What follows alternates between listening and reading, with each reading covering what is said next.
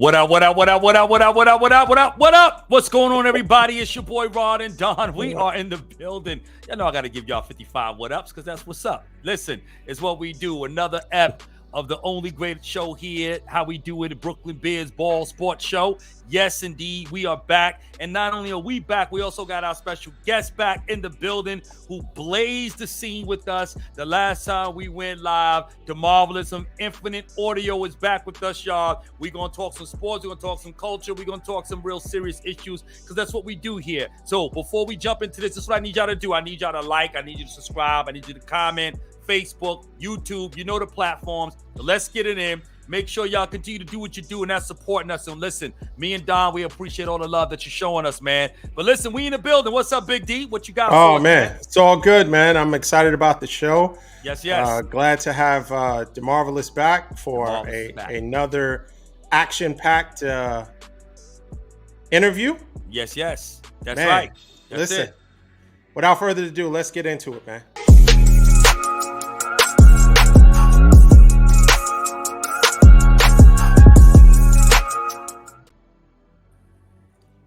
What up? See, you know that's what's up. You know what he's trying to do? I know that on the last show you mentioned, hey, I want to replace these. He's auditioning for your spot. He's doing the what ups, and then and then we could just one of those that particular frame just goes off, and he just does what ups, and then that's what's up. Listen, man, he's trying to what up you right into the sunset. What up? No. Wow, come on, man. Listen, man, that's a hostile takeover. If I get replaced, I wouldn't want anybody other than my boy D-Marv, man. Listen. Listen, the boy is tight. He knows the sports, you know what I'm saying? And even though where you from originally, D-Marv, real quick before we Originally, I'm from Flint, Michigan. I was born in Flint. Wow. Yeah, the Detroit metro area, man. That's what's up. But you carry some Brooklyn swag with you too. So, if there's anybody that had to replace Rod, it can only be D-Marv. You know what I'm saying? I like to think it has something to do with that. It's Brooklyn in the house. Brooklyn is in the house. Yes. That's what's up. Don, you said you might have something to do with that, rubbing off that Brooklyn on him. Marv, listen, D-Marv, you're doing your thing, man. You don't mind me calling you D-Marv, right? Because in New York, we shorten everybody's name. That's fitting. I appreciate it. That's fitting. That's what's up, man. Much respect. All right, I appreciate it, man. No doubt. Well, we got a few interesting topics to talk about, and we also have DeMarvelous has a unique perspective because we're going to discuss the Alabama basketball team and what has transpired over the last month or so. And DeMarvelous has a unique perspective because Coach Oats was his coach for 2 years. So listen, it is once again, we have discussed on this show several times about senseless violence that takes place in our community too often, unfortunately. And this was another situation where we have, this promising basketball player, Miller, involved. Actually, it's a waste.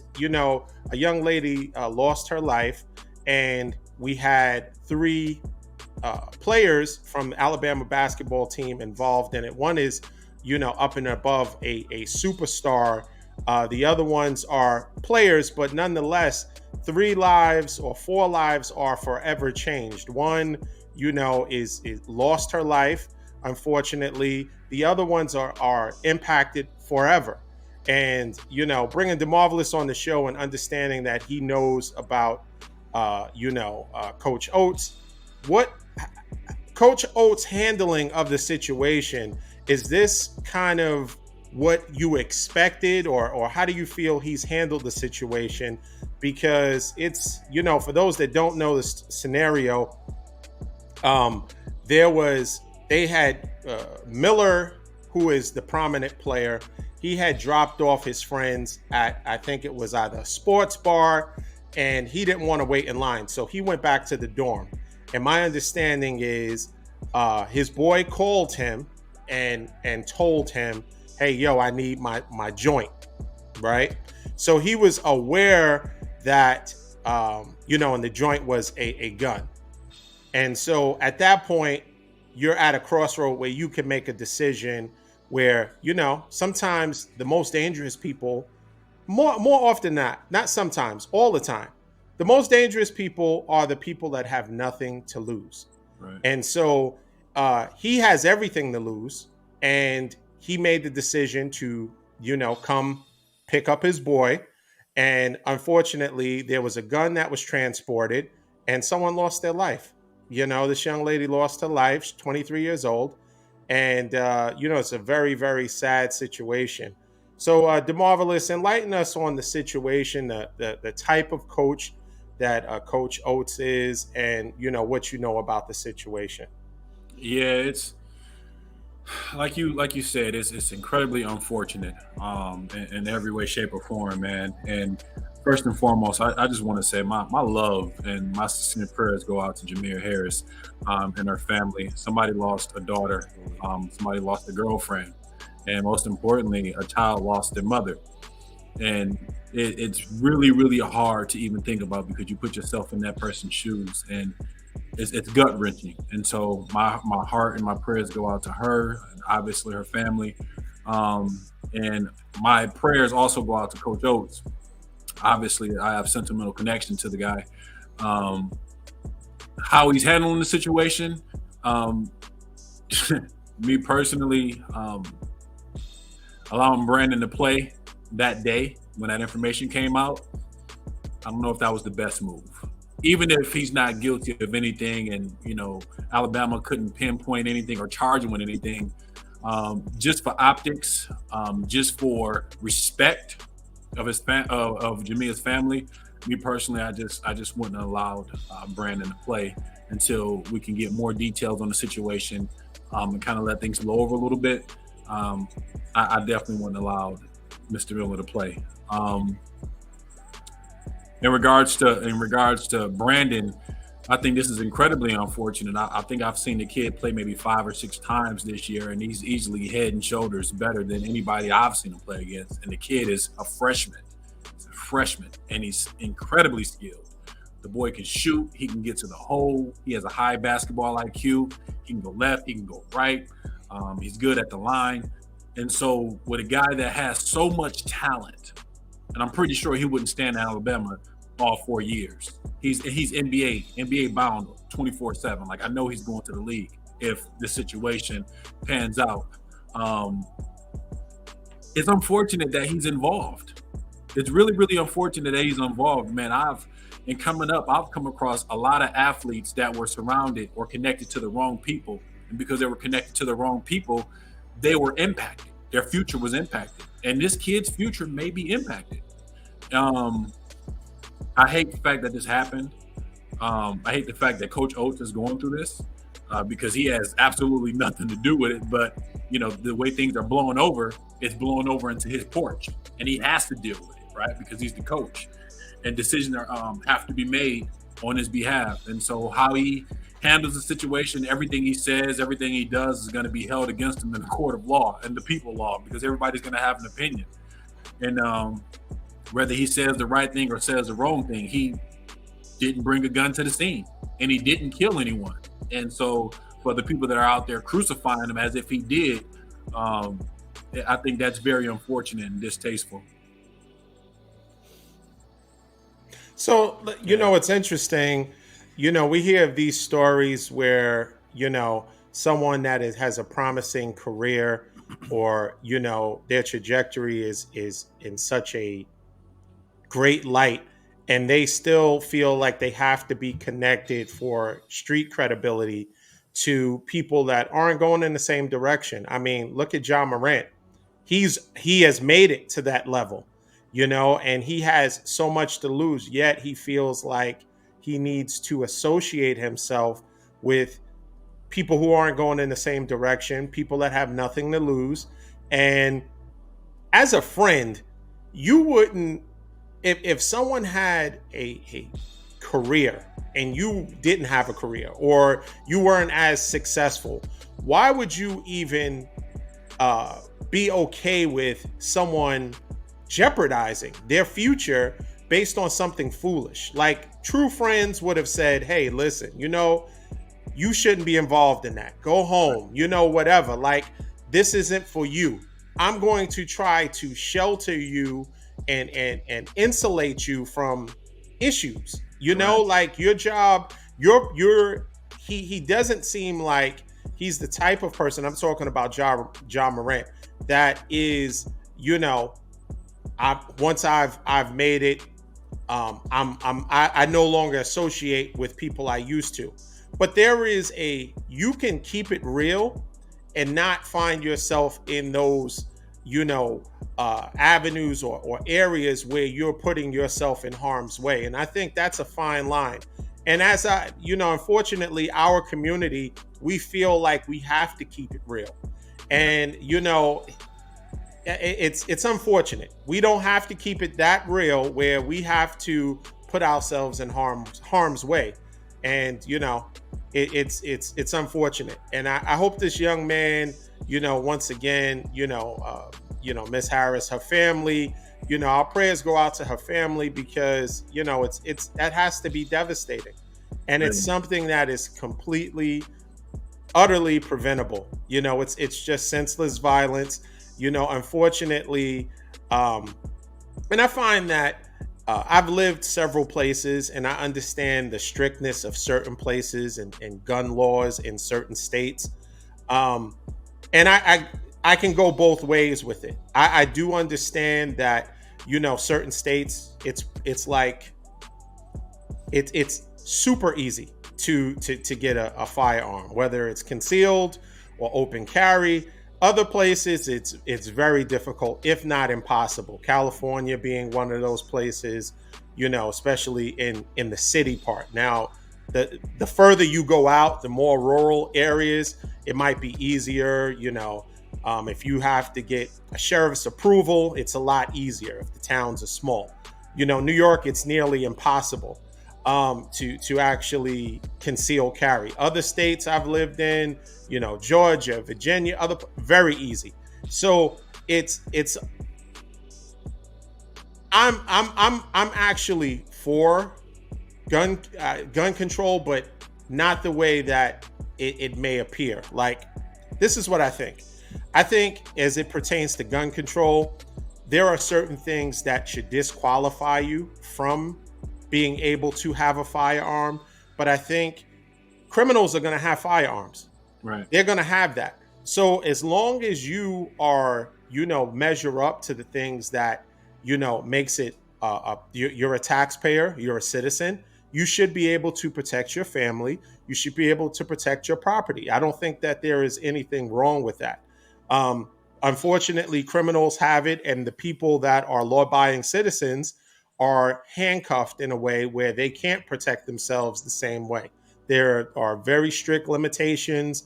You got to have, especially in California, you got to have, the clip in the trunk, and by the time if it comes up and you have to deal with something, God forbid, the pieces, the barrel has to be, in the tire, and the clip needs to be. It's not a feasible situation.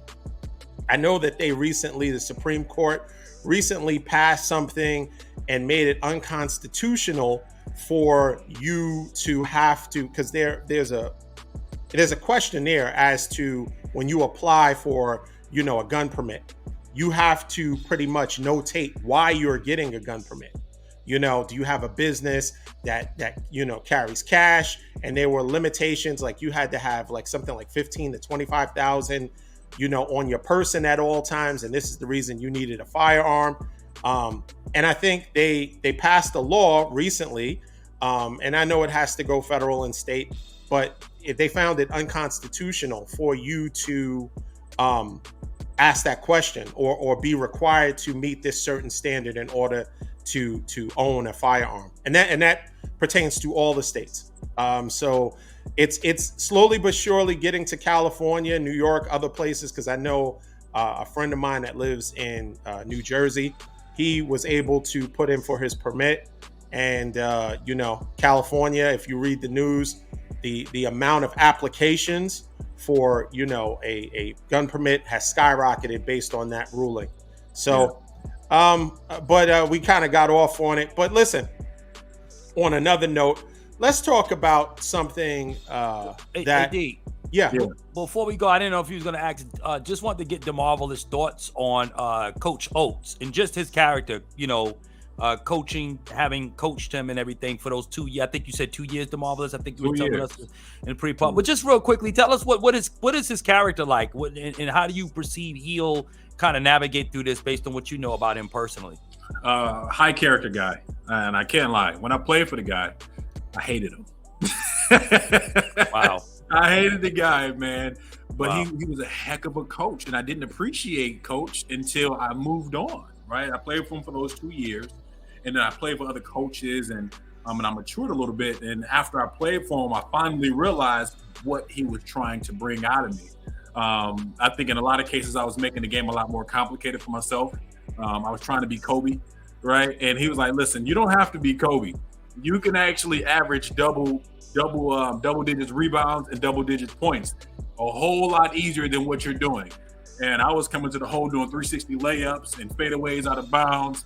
I would even make the layup and he would still pull me out. Get out of there. You just get out of here, man. Wow. And so he was a high character guy. He was incredible. He was also a teacher at the high school as well when he was coaching. And he had an incredible assistant coach named Josh Baker. And I don't know if Alabama players know this or not about their coach, but their coach could ball. Like, he can get down. Wow. We would play 2-on-2 all summer long just in preparation for the season. Me and another player against him and Josh. And probably out of 50 or 60 times playing this guy 2-on-2, I probably beat him twice. And I was much more skilled, much more athletic, much faster, but he could just shoot the lights out of the ball. Him and Josh could shoot the lights out of the ball, and they ran hard screens and just knew the game and just would tear us apart every single day. And so they coach can ball, man, on a much lighter note. But I think he's going to handle this situation well. I think he has the support of Alabama behind him. From what I can see, they put their money where their mouth is, right? They hired this guy and he got that extension. And they know what he can bring to the table on and off the court.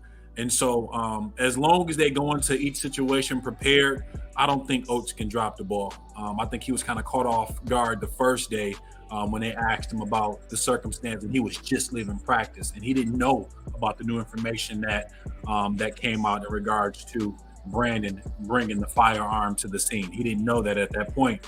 And so when he said, Brandon's not in trouble, like, we know everything that's going on, but he didn't actually know everything that was going on. And so they took that piece of information and just ran with it, right? And he got crucified. I think Dick Vitale even tweeted something, and there's people out there on YouTube saying he needs to be fired, so on and so forth. And so if they prepare for the situation the right way and kind of think about Jamia's family first, going forward, like not thinking about the school, not thinking about the program, not thinking about games, not thinking about winning the national championship, but moving forward, thinking about Jamia's family first. Right? If they put that in the beginning in the front of their mind, I think they'll handle the situation the right way, and things will align, and so much so that Coach will be able to continue to run that team, and they'll have a lot of success at the end of this year. I hope they still win it because he deserves it, man. The guy is an incredible coach. Wow, that's what's up. I think also Brandon Miller, with the gravity of the situation, he needs to, maybe someone that advises him or a parent or someone needs to pull him to the side, because just recently he had, people always do these kind of like pregame celebrations type of thing. And his pregame celebration, although he had been doing that all season, where he comes in and gets pat down like a cop, like would kind of frisk someone, he's still doing that after the situation. So it was my understanding is that the coach pulled him after he did that, pulled him to the side, had a conversation with him. I don't know if he had him sit for a portion of time, but that just was in poor taste, given the situation. And then, and let's be clear, he's not being charged with anything. They have nothing against him thus far as any criminal charges. So, but still, it's a matter of taste. Jamila still, lost her life. So you still just got to be, that's still plays a part. You still got to be conscious of that. But let's move on to a lighter note. Rod, your Lakers came back from 27 points down. That's 27. That's it. There you go. Against never done before. Dallas Mavericks. Mm-hmm. First time in history. Was it first time in history, or it's the biggest comeback this year? First time in the history of the NBA. See, Don already. Oh, No. I'm trying to be cool today. You listen, see, DeMarv, you notice I'm in the moment. I think the stat was 0-138 or something like that. That's exactly what it was, DeMarv. That's what it was. Cool. I'm just listen. We learn it. Listen, I don't claim to know everything. Oh. I want to learn too. I come to the show to learn also. I mean, what's going on? You guys attack me for not knowing? Oh God! This is a poor. You see. But if that was the Nets that did that, trust me, he would have clearly made sure that stat. I started off this section by giving them props. I'm giving them props that they came back from a 27-point deficit against a team that people are believed to be a title contender, right? Dallas Mavericks. But you had mentioned, and I'll give you credit for it, Dallas, the defense. The defense is their Achilles heel. They have problems. We'll talk about Achilles heels and Liz Franks shortly. We'll talk about that shortly. But before we get to that, I mean, it was impressive. Let me tell you. Thank you. I thought the game was over. Yeah, I began to text you. I did a little bit of trash talk about just how they were looking. They put up, I don't know, they had 18 points in the first quarter. And, halfway through the second quarter, they were at maybe 35 points. So it was a poor outing to start off. But as we know, it's not how you start, it's how you finish. Yep. And so the defense clamped down and they looked really good. And D'Angelo Russell didn't play. No, and he won't be there tomorrow either. But that's a big point. I'm saying that. But that's exciting. It is. So it very appears encouraging. Just before we recorded this that and this is I'm gonna say this and then I'm gonna pass it to you. I thought LeBron was faking an injury. Yeah, you did. And I'm gonna tell you why. Because he tied up. Oh, I heard a pop, and he's saying that. And people sometimes do stuff for dramatic effect. Oh man, he heard a pop and then he comes back and LeBron has been notorious for diving into the fourth row and then he gets up and sprints down the court like nothing happened. So he waits for everyone to get on. You okay? And then he gets up, he kind of shakes it off and then runs down court. So I thought it was one of those kind of wrestling, WWF kind of, because LeBron, let's face it, as great as he is, he does have a degree of drama that he likes to elevate the difficulty of what he does. Now, what he does is difficult to most mortals, but to him it's not. So you don't have to embellish how tough it is to make a shot or do something. So initially I thought it was all cap. I thought it was cap, that injury. But just before we came on, it is, there's reports by David McMenamin that he could be out for weeks. Yeah. And so if he is out for weeks, it is safe to say either Anthony Davis has to ball out like he did, because he was phenomenal, or it's over. And so of course they're getting multiple or second or third opinion, but if he indeed is out for weeks, it's just that's insurmountable. What do you say? No, I agree. I think you said it last week that the Lakers have a very small room and a low margin of error that's afforded to them because we dug ourselves in a hole in the beginning of the year. So no, I agree. This is going to be tough, depending upon how long LeBron is going to be out. I think what can help the Lakers to at least maintain some level of competition and keep the hopefulness up high is that you got to quickly get Russell back. It's been reported that he's doubtful for tomorrow's game against Memphis, the aforementioned John Morant and the crew there. So That's huge. But if he can get Russell back as quickly as we can, and we're just going to have to divvy up that 30 points a game that LeBron was giving us. Now, of course, there's the intangibles to LeBron's game that cannot be measured, right? You can't just quickly supplement that. So you hope you can get the points. You hope that we can still be able to keep it competitive.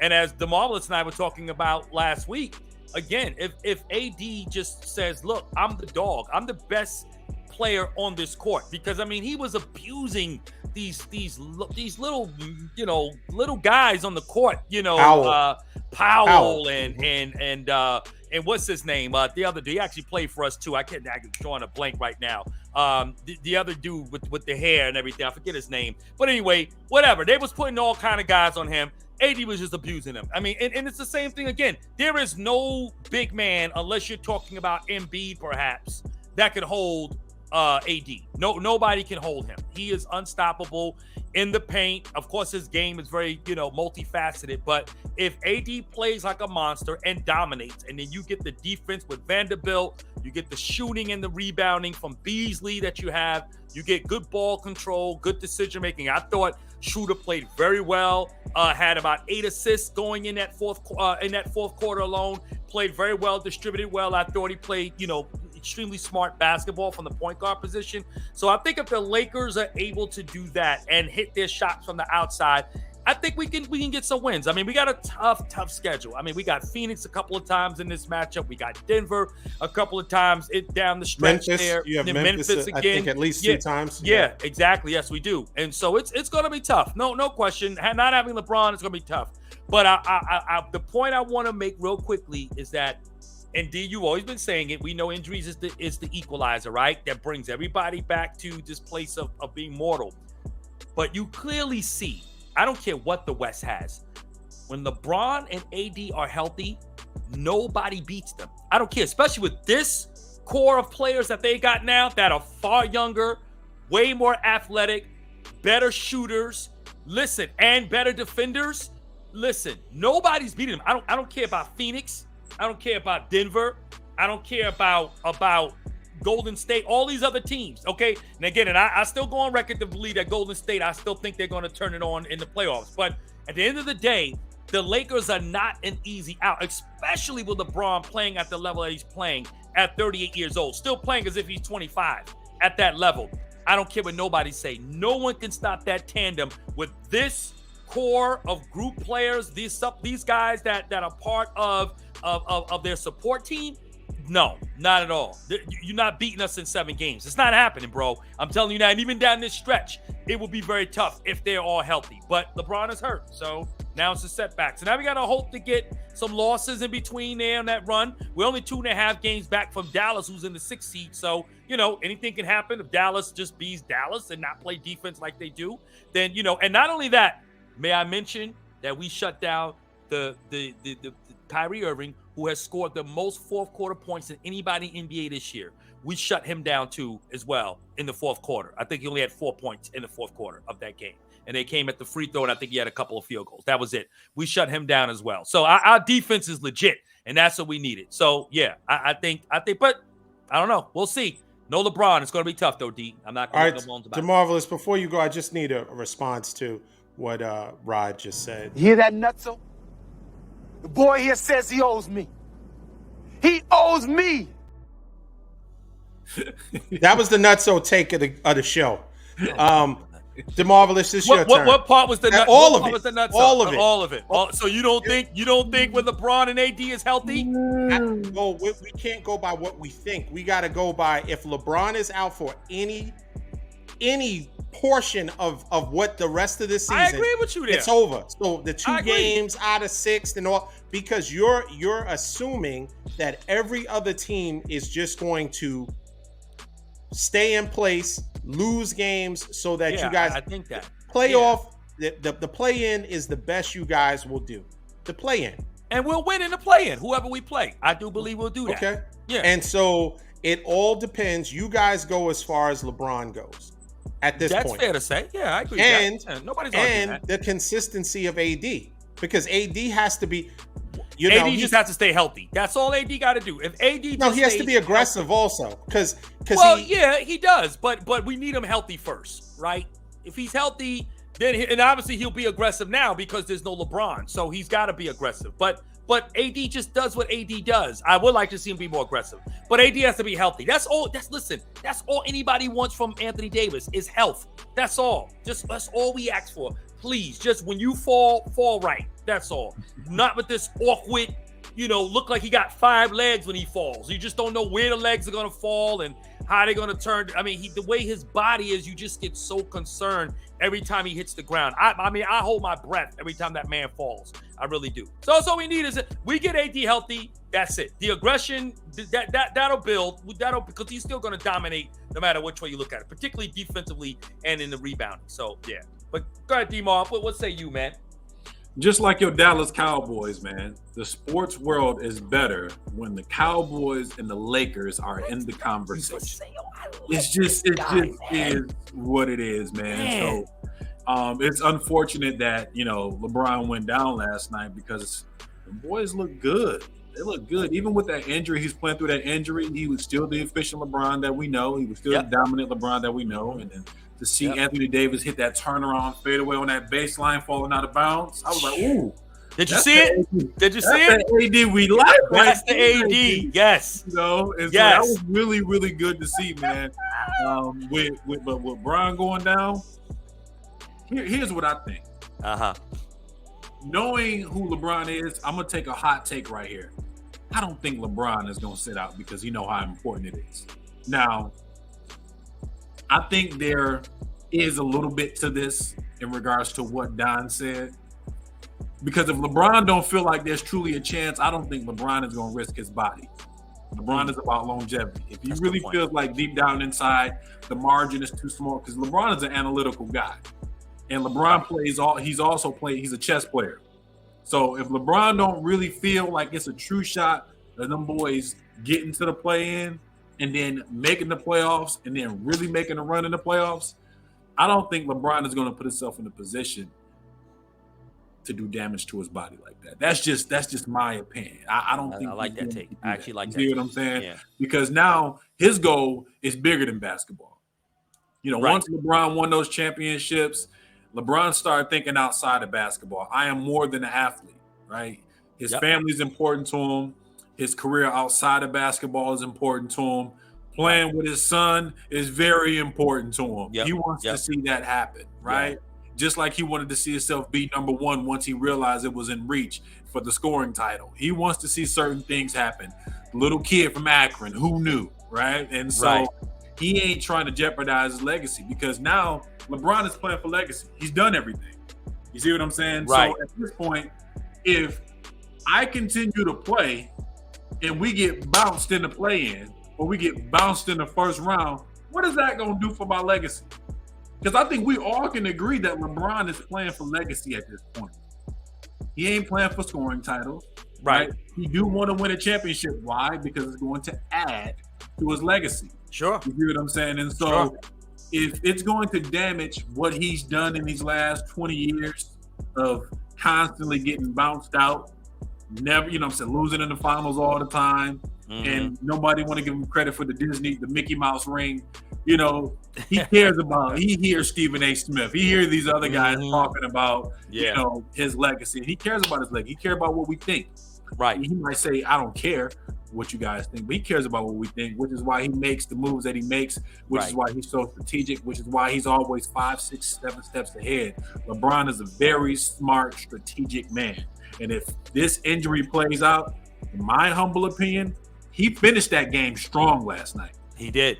He finished up. Come on, you come back game 2 after that. You come back the next game after you finish the way you finished. So I'm sorry. If it was a series, That's if it was really serious, LeBron would have been done. Yeah. You see what I'm saying? He finished that game, and not only did he finish, he balled out. Right. So in my opinion, he talking about I heard a pop. Okay, LeBron, you heard a pop. Pop yourself back in next game and continue to finish strong. Yeah, exactly. I think it's really all about legacy at this point. So if he don't come back, he's more so thinking about his legacy than anything else. I couldn't agree more, man. I gotta say, Don, you pick some good friends, man. That's all I want to say, man. You pick good friends. You pick people that understand how to look at things from a certain perspective. You know what I'm saying? As relates to championship level play. That's that. I try to school him DeMarvelous a lot because Don's, he cheers for a team that's never won before, so they don't really know how to win. They're kind of, they don't understand championship level basketball and what it takes to play. He's a net fan. I mean, they've been to the finals once, ABA, Dr. J maybe, but but that's I like who I like, and it is what it is.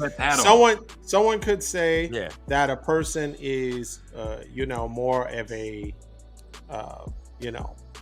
bandwagon type of person. It takes intestinal fortitude to stick with a team that has not won and stick with it, because it's easy to jump on a team. Listen, I've been a Laker fan since '81, just to let everybody. I didn't know you then. I didn't know you then. I don't know when you was a Laker fan. But I will say this: since '81, when I moved to California, he knows I've been a Laker fan for all my life. When I moved to California, the Warriors were balling out. Right? Yeah. And it would have been easy just to transition and slide into it and, and just be a Warriors fan. Yeah. And although I like some of the players on the team, I'm still a Brooklyn Nets fan. And whether our success is not hinged upon, whether we win or not immediately, but, hopefully one day we'll win. So I like that. No, I give you credit for that, D. You are a true fan. That's a true. I like to see people stick with their teams. I know, that's an fortitude you talk about. I love it. And what I do appreciate about you is that even though it does not matter that we eliminated you 2 years in a row, the Cowboys, you didn't I've let been a fan since '77. Your chin didn't sag. No, you kept your head high. Each show we've done, you still, and I still see. Well, you changed your background because you had all kind of I did. Cowboys formations behind you. But now that the season's over, now you have this abstract, background. But that's fine. You have never wavered, and I want to take this time to encourage you. Dallas, the Cowboys are losers, but they have a winner in you. Listen, D, you got all the bragging rights. Let me tell you something. If you know how it works in New York, right? When whoever got the wins or whoever got the gear, whoever got the money, whatever you got the bragging rights, right? So I can't, at the end of the day, I'm a banter back and forth with you about the 49ers, but at the end of the day, y'all eliminated us 2 years in a row. So you, at the end of the day, you win. You know what I'm saying? You win. I could do all the memes and all of the shorts and all of the stuff. But at the end of the day, y'all bounced us 2 years in a row. You know what I'm saying? And so that I can't say nothing. Let's see. Here we go. I mean, listen, you got to pop that in from time to time. Yeah, no, that's cool. Just to keep you honest. But listen, it's basketball season. It's basketball season. And both of your teams both of your teams are looking good. My team lost a heartbreaker to Atlanta, but even with the loss, we're still in the 5th seed. Listen, we have the East, and that's not a brag. The East is easier. So, but do you think y'all are better than those Eastern teams though that are in the better than Atlanta? I think we're better. I don't know. You just lost to Atlanta. How can you say you better than Atlanta? With a buzzer beater, we lost at. Yeah, but I mean, Trae Young hit a buzzer beater. That doesn't make us. They're not even they're on the bubble, for crying out loud. And y'all got smacked by them. Oh man, we did. I mean, yeah. So I mean, y'all are not y'all were once better than those other teams. Head and shoulders above them, but not any longer. Atlanta, we owned Atlanta most of the season. When you had KD and Kyrie, right? But you don't have those guys anymore. You got good players now. You got good players. You don't have any stars. You have no stars on your team. Not one. No star. I think Dinwiddie made an all-star game. Did he make an all-star game? I think maybe 1 year. I can't recall. But I don't know. Mikal Bridges made an all-star game, yes? Did Mikal Bridges make an all-star game? I believe so. I don't know nothing about none of that. But what I do know about those Brooklyn Nets, I don't know if you was watching the Bulls game 2 days ago. Right. You see them boys scored 11 points in one quarter? That was bad. 11 points in one quarter. It was a bad outing. right after I finished bragging on all those role players. You did, because you named them all. The Marvels went down the whole roster. You went through everybody, and I told him I didn't even want to talk about them. It wasn't it wasn't segment worthy. And he was, no, but I'm going to talk about the Nets anyway. It's over. We're going to make the playoffs because we have such a cushion. We may win the first round, perhaps. Listen. I don't know, D. So you don't think we're going to make the playoffs, is what you're saying? I don't know. Yeah, that's exactly what I'm saying. I don't know. I don't think you guys are going to make the playoffs. I don't know. I don't know, because from the fifth seed to being out of it is what you're saying. That in the East, not the West, in the East. It doesn't. The East has some pretty good teams. It's top heavy. The East is top heavy. It's not. No, but they don't have good teams. Okay, you're not going to make the first 3 seeds, but if you're talking anywhere between 4 to 8. You got teams in there. You got the Knicks, who now own y'all. Y'all was owning the Knicks forever. How do they own us? Because they beat us one time. Those are good teams now. We beat Cleveland. And this is back when y'all had KD and Kyrie. That's not that team any longer. Okay. You can't live off yesterday's success. That team is gone. You can't even pull from that team any longer. I understand, but we have the benefit, just like the Lakers have a benefit or not the benefit of starting and building this team too late. We have a cushion that we were good in the beginning, and now I think the cushion will allow us to at least, we won't be in the play-in. We're going to be, I would say, 5th, 6th seed at worst. D, let me run your schedule down very quickly. Okay. Very quickly. Tomorrow night y'all got Milwaukee, so you already know what's happening there. That's a loss. You got the Knicks. You got Boston. Knicks. That's a loss. I don't know if y'all gonna beat. The Knicks is playing really good basketball right now, but the Knicks and Boston are playing right now. In fact, I don't know what the score is. I gotta check the seat. So you got New York, then you got Boston. You got Charlotte with Melo playing pretty good. We'll beat Charlotte. I might. So that's 2-2 with the last 4 games. You got Houston. So that's 3-2. You got Milwaukee again. Okay, 3-3. Minnesota. In Minnesota or in Brooklyn? That's y'all are in Minnesota. Okay. And then y'all play Denver and Denver. Then 3-5. Then you got OKC. 4-5. You got Sacramento. That's an L. The best offense in the league. You got Sacramento. 4-6. You got Denver again. 4-7. Then you got Cleveland, Miami. Okay. And then 4-9. Yeah, 4-9. No. 4-8. 4-8. 4-8. So you're 4-8. So you're already under 500 already. 5-8. Excuse me. 5-8. So the next 13 games, you gonna beat Cleveland or Miami? You gonna beat Cleveland? You got back-to-back games with Cleveland. We can beat Miami. No problem. We just beat them. No.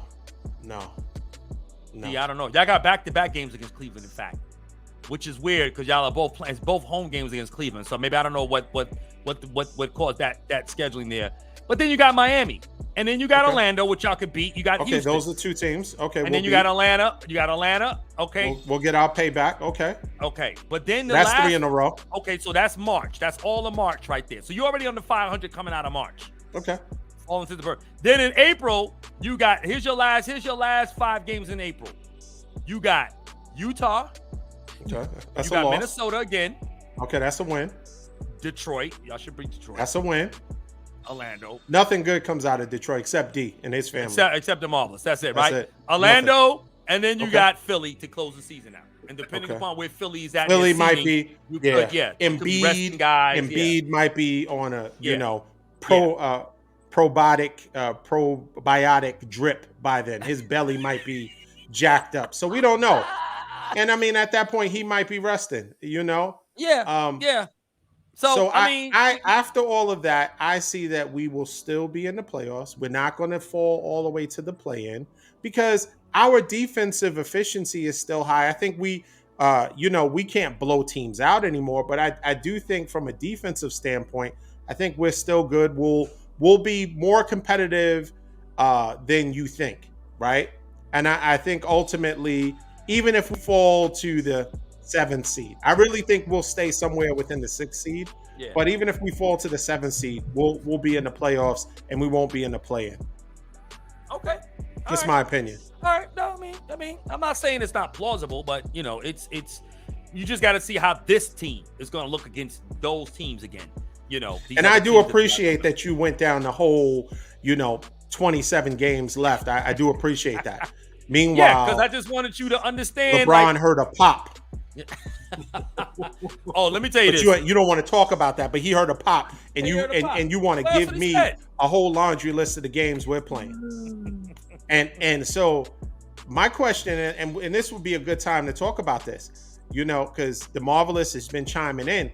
Can the Warriors win without Wiggins? No. And Wiggins, we don't know. I know he's dealing with family issues, but I mean, what's up? What's going on with his family, though? I'll be honest. I've been. Really I tried to Google it, man. I can't find nothing. They keeping it on the hush. Okay. They keeping it on the hush, man.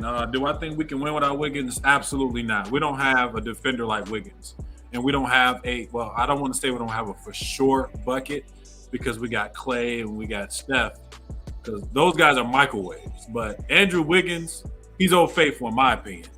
Like, if I want a for sure 2-point bucket, I'm going to get a ball to Wiggins and let him cook.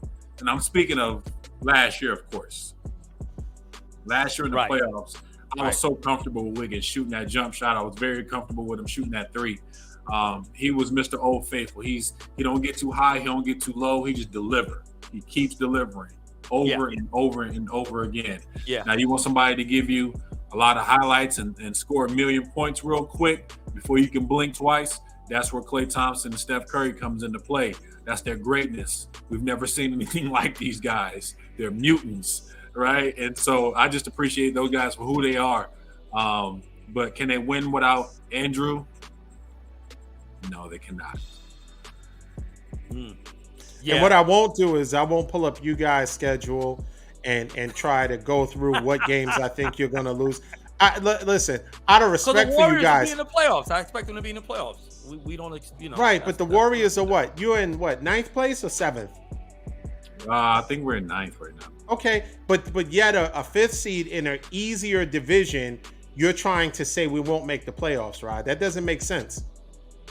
Golden State is in. They got the 7th seed. Golden State is in there. Okay. They're in there. So they'll make the playoffs. They will make the playoffs. I do think they'll make. So you don't think Brooklyn will, though? No, I don't, because y'all don't think you got D. Okay, y'all are the 5th. Y'all are 4th. Y'all are 5th seed right now. You got the Knicks. Again, I don't think y'all are better than the Knicks any longer. Not anymore. And they're actually up by, I think, 11 over Boston right now in the 3rd. Then you got Miami at the 7th seed. Then you got Atlanta at the 8th seed and Toronto at the 9th seed and Washington at the 10th seed. I don't think y'all are the Brooklyn Nets. Okay, y'all are 34-26. Washington is 28-32. I think that margin is gonna start to close in as the season prevails, because again, I don't think y'all have enough to really be able to get y'all over the top. You don't have a legitimate closer. You don't have a star. You have a collection of, as DeMarvelous was saying last week, a collection of really good players. Cam is a good shooter. Bridges is a good shooter. Dinwiddie is a good player. Don't use his words. What do you say? Y'all don't have but I mean, I agree with him. I say what he says because only been on the show twice. Okay, you want me to use my words? Yeah, use your words. My words is y'all are not making the playoffs. Okay. That's my words. Because you know why? Y'all don't. This team right here, I don't think has enough to go down the stretch to really prevail like that. Jacques Vaughn is a very good coach, but I think this team is going to have to start looking at what y'all going to do for how y'all going to be constructed for next year. I don't think a lot of these other teams got good chemistry already. They got stars that can take them over the top. They got experience to be able to pull to take their team to victory in tough spots and knowing how to play in certain positions.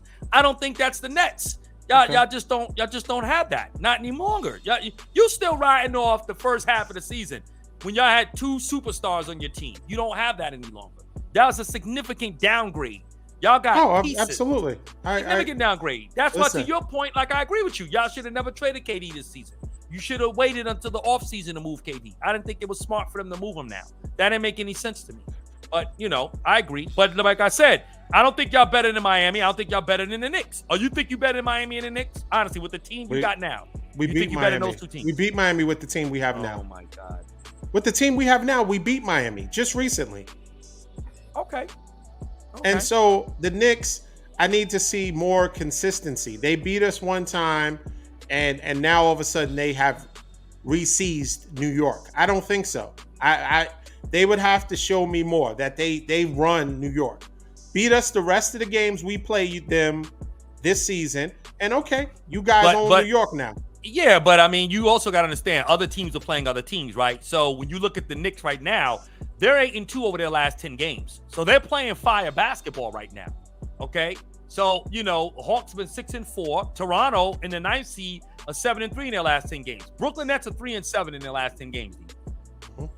So I mean, when you just look at, it's not that y'all can't catch fire, but when I just read you your schedule, y'all might beat. You can get Charlotte in there. You get OKC in there a little bit. You might, you can get Detroit in April, but y'all got a tough schedule, man. It's a tough schedule. And I don't think y'all are better than Cleveland either. Cleveland is in the 4th seed. They're ahead of y'all. And y'all not better than Cleveland. I don't think y'all going to be. And Cleveland is 7-3 in the last 10 games. So they're playing ball. So I don't What does the last 10 games have to do with anything? Because you're talking about a team that's playing good basketball. Their star player could split in half in the next game. I'm just saying. How do we know? Now, see, last week when I said that, he's like, "Oh, you want Nancy Kerrigan, right? No. See people get come out there hotel room. I'm and just all of a saying. sudden get whacked. Now he wants a mob hit. You know what I'm saying? Tanya Harding could happen. Tanya Harding, right. And so this is my point is this: injuries. Although you think we're it's all but done, and you're writing us off. We are still in a point where I think if we end up 500 or slightly below 500, we're still going to make the playoffs because we have that much of a cushion over from the 5th to the 8th seed. You got a 25 game cushion over here. I mean, you like, yo, we got that deep. Right. Every other team still has to play, is my point. Right, exactly. What's the standings right now? They're the 5th seed. Who's behind them? Behind the Nets is the Knicks at 6. Okay. What's their record? Which is only one. They're only one game behind y'all. Okay, so one game. They're only one game behind y'all. Okay. That's it. One game. How many games is the next team? And the next team is Miami. Miami is actually 3 games behind the Nets. Okay, and the next team? And then the Hawks, who are 4 games behind the Nets.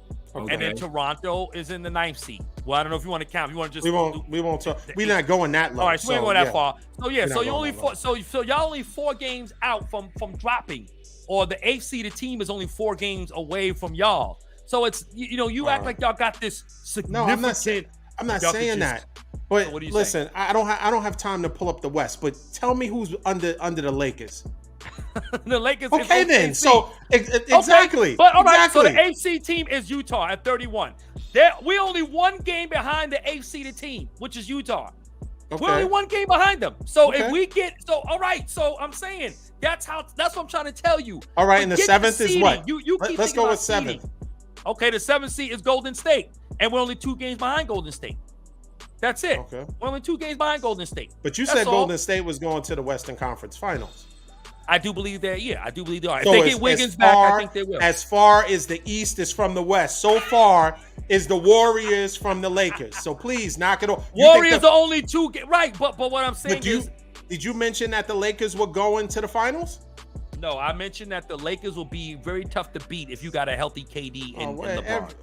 That's what I said. LeBron, you hear him, right? It'll be hard for us to beat a 7-game series. Did he say KD or AD? I said AD. I meant to say AD, not KD. Definitely not KD. Not winning with KD. Exactly. Not winning with KD. Yo, listen. As much as you, when they say people, hate and love is so close. It's so close. The emotions are so close. So as much as he tries to knock Kevin Durant, it just comes out his mouth. He don't even want to say it. He wants to say somebody else, and somehow, some way, he still says it. ADK, that's the same. Come on, their names are closely. Their acronyms are close to one another. That's all that is. Ebony Ivory, right? Just it flows. Hey, look. Whatever, man. No, listen, D. I'm gonna just say this last piece, and then you can take us where you're gonna take us, Don. DeMarvelous, all I'm just trying to tell my co-host here is this. He's focusing on seeding, and I keep trying to tell him at the end of the day in the NBA, right? Just like division champions. Nobody cares that you won the Atlantic Division or the Pacific. Nobody cares about that. That's like so played out now. No one cares. It's all about seeding. That's what all that matters. No one cares if you won your division. Hanging up a banner, Atlantic Division winners. Who cares? Champions. Nobody cares about that. I'm trying to tell D that the seeding, it's about the games that you are behind. It doesn't matter. The first seed to the 8th seed is within reach. A team that's in the 8th seed could end up being in the top 4 because they're only but a few games behind each other. Because in both conferences, everything is tightly contested. So what I'm trying to tell D is that it doesn't matter that you're in the 5th seed. That can change by next week. You can drop to the 8th seed within another week and a half, depending upon how y'all playing. Y'all not playing great in the last 10 games. Other teams are playing much better ball than y'all, and you still got a brand new team for all intents and purposes, whereas these other teams are coming into their chemistry now after the All-Star break. So that's all I'm saying. That's all I want to just point out. I'm just trying to let D know. Like, that 5th seed means nothing. The 13th seed for the Lakers, that means nothing. We're only a game out of being in the 8th seed. So that's what you got to look at. Not the seeding. The seeding means nothing. It's immaterial. That's all. D is clapping. Okay. You know why he thinks that way, DeMarvelous? Because he's never won before. See, when you're a championship player, a championship team, you're not thinking about, D, they don't win nothing. So they got to go with stuff that really don't make any, they don't move the needle. 5th seed. Who cares about the seeding? That doesn't matter. That's all I'm saying. Okay, I'm sorry. I know we're going to talk about some other stuff. Westbrook, right? Some other people we're going to talk about. Yeah, let's talk about, let's talk and about. DeMarvelous, you go on and talk, man, because Marvelous, you want to add to anything before we go on to talking about the Clippers? Let's talk about another team that hasn't won anything, right? We can talk about the Clippers. It's really not too much to talk about, but so what do you think as far as Westbrook? I mean, he always starts off acting or pretending to be a team player and accepting his role, and as soon as it doesn't happen, he's not getting up when they're having timeouts. He doesn't want to. He sits at the end of the bench. He's, ultimately the Clippers were down. They benched him. Ty Lue benched him. They came back from a 9-point deficit, took it to overtime. They ultimately lost to Denver by 10. But you can tell that Westbrook, his body language, he's not okay. I think it is so difficult when you were considered a superstar to accept that role. Some people, and maybe this is what Westbrook ultimately needs to do. He needs to leave. He needs to be out of the league, because if you can't accept your role, it is and it affects your ego is damaged by that. Then maybe you need to step away. Or maybe teams should not try to pick him up. He needs maybe a time where he's sitting, waiting for a phone call, like Carmelo Anthony, right? Yeah. And then when Carmelo came back, because remember, Carmelo's career started to decline, and he said, "I'm not coming off the bench," until people walked away from him, and he was sitting, just shooting in the gym, trying to be prepared for the phone call. Sometimes when a team or people aren't kind of trying to get you or add you to their team. And although I know Rod said that the Clippers didn't really want him, he got on basically from Paul George vouching for him. But they still, whether it's through Paul George or not, they still took a chance on him.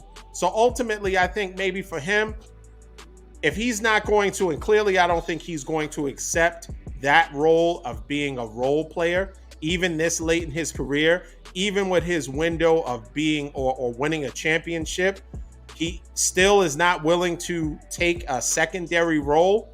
He needs to probably, be out the league for a year and really appreciate the fact that, hey, a team's going to take a chance. I will accept whatever role, because then you're prioritizing winning over your ego. And until he's willing to do that, he's not championship material. What do you say? I agree with you. I have a great friend who is a diehard Russell Westbrook fan and always has been since he was in OKC. Wow. Me personally, I hate to say this, but I never saw the greatness in Russell, because I knew that the day would come where all of that athleticism will start to decline. Now, if Russell knew how to control this game, like I talked about this on the last episode, if Russell knew how to slow down and control the game and make everybody around him better, which you could say, you can make the argument, yeah, Russell does make everybody better because of all of the assists. He had 1 billion triple doubles, right? But when I was watching those games, it didn't look good to me. The reason why it didn't look good to me is because he was literally going 100 miles per hour every single play. It seemed like there was no thought. He just had animal instinct. And you have to have animal instinct when you play the game of basketball. You have to. But you also have to have human instinct as well. You can't be 100% animal out there. And I think Russell Westbrook is 100% animal. And he's starting to slow down. That animal is starting to slow down. That first step, and as fast as it was, that going 100 miles per hour, he may think he's going 100. People are keeping up with him now. He's probably going about 70. And he feels like he's going 100. And so now the skill set comes in. You've seen people like LeBron James able to make that transition. You've seen people like Kobe Bryant able to make that transition. You've seen people like Michael Jordan able to make that transition. You've seen people like Carmelo Anthony kind of make that transition. He started becoming more of a post-up player and back to the basket and develop more of a skill set. Russell Westbrook, I don't know how much time he puts into developing the skill set. I don't know the guy personally, so it's hard for me to actually speak on that, but his jump shot hasn't gotten better. His free throw percentage hasn't gotten better.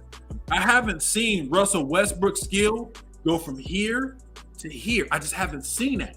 I see Russell still trying to play the same way he played when he was in OKC. You're not that guy no more. And even though you were beating guys with your athleticism, even though you were beating guys with your tenacity and your will, you were willing your way to opportunities. And what's crazy, you guys still didn't win, but you were still dominant in your own way because of your athleticism and your gift. Now, what I challenge Russell Westbrook to is start to really hone in on your skill set. Start to really hone in on that jump shot, on that 15-foot jump shot. Every time Russell was on that three-point line, they gave him space, and they gave him space for a reason, because they don't believe in it. And frankly, none of us do. None of us believe in it. We want you to shoot Westbrook, right? I shouldn't have said that. That's that man's last name, Westbrook. Nobody believes in that shot right now. And me personally, if Jason Kidd can develop a jump shot in his career, you've seen Jason Kidd do it. Jason Kidd couldn't shoot. He developed that jump shot. Nope. Vince Carter couldn't shoot. Nope. He stopped dunking on purpose. He'd get on a fast break and lay it up so in the crowd will boo him because he didn't want to be known as just a dunker. And so now Vince went in the lab all summer long and was working on that shot. And he came back and you just knew it was butter. You see what I'm saying? And so Kobe wasn't never really a great outside shooter at the beginning of his career. Man, something happened around like 05, 06, 07, 08, where he'd make it in your face or wide open. It didn't matter. And so you see these guys develop that skill set. I don't feel like Westbrook, if it's not just happening or if he's just not doing it. Whatever's going on, it's not happening. I'm not able to see it. And so, unfortunately, you can't just rely on athleticism in the National Basketball Association. You just can't. You have to have a lot more to go along with that. You have to have skill set. You have to have IQ. You have to have camaraderie. You have to have chemistry. And unfortunately, I don't see chemistry. So not only am I not seeing the skill set, I'm not seeing the chemistry as well.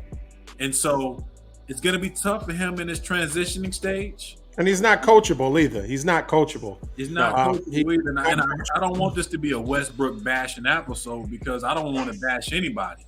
But it's been quite some time where Westbrook has stayed in the same position and hasn't done anything about it.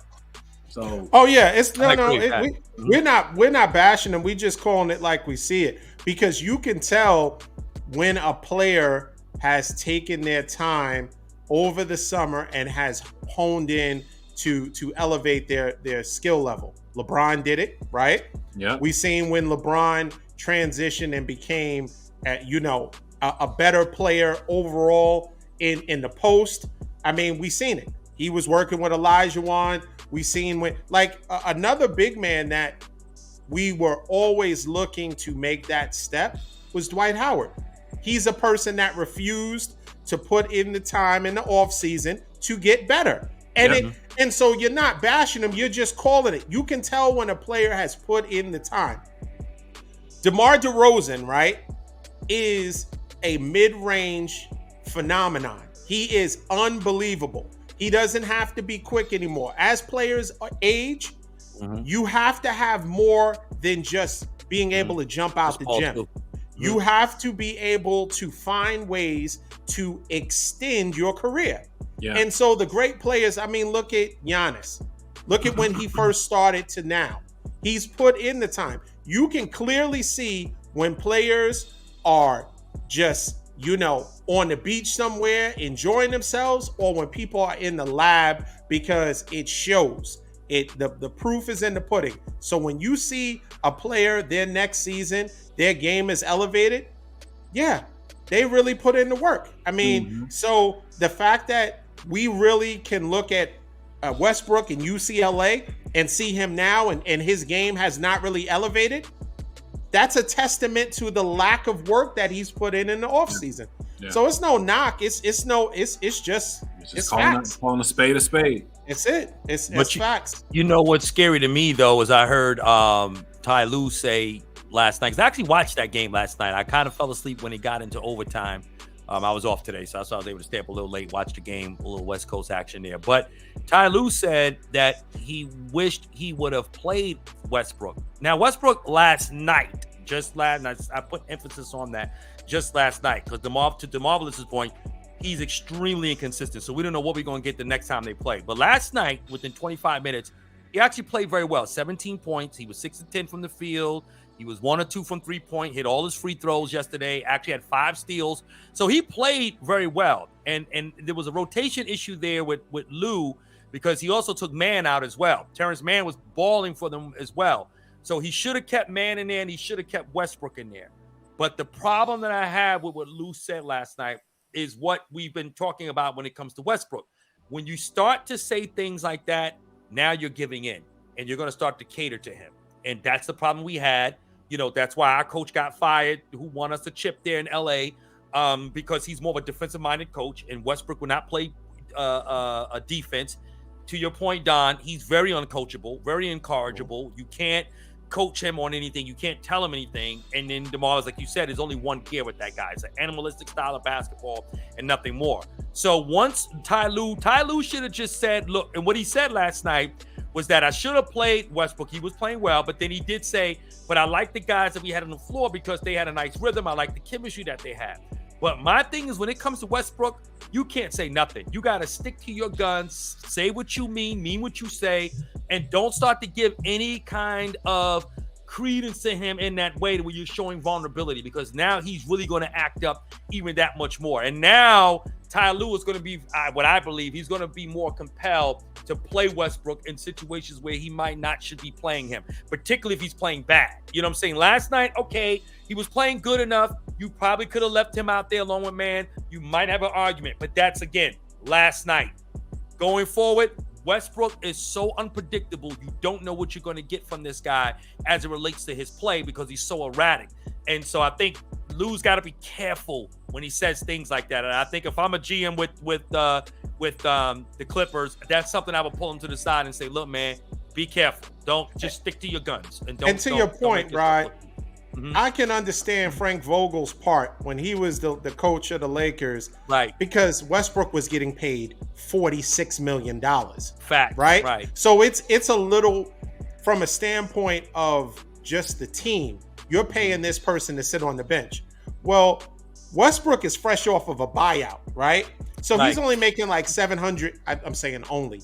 He's only making $732,000. He's getting a minimum, right? So Ty Lue should not feel compelled to put Westbrook in any position that is detrimental to the team, because from a standpoint financially, they're not really, it shouldn't be. He should make decisions that are best for the team, and if that includes Westbrook, that's fine. If not, then if he's going to start to be a cancer to the team, right, where he's the chemistry or a camaraderie destroyer, $732,000, they should just cut ties. Yeah, let him go. And I think agree.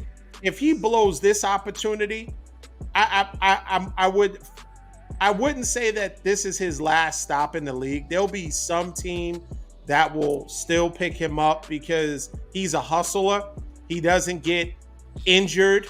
So he's going to put that's very durable. His availability is a big thing that will still have teams still interested in him. But his being on a championship team or a team with championship aspirations, that window is shrinking as we speak. I agree. Totally agree with that. I don't disagree with that. But man, listen, shout outs to